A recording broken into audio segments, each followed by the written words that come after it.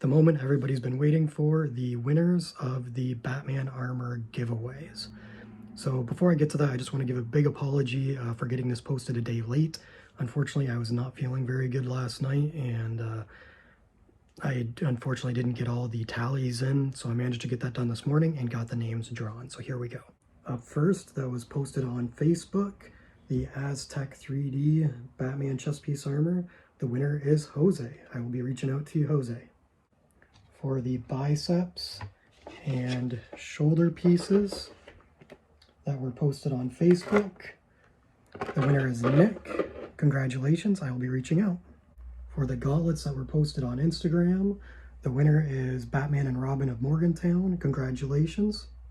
And for the Do 3D chest piece that was posted on TikTok, congratulations to Nojokeentertainment. I'll be reaching out to you as well.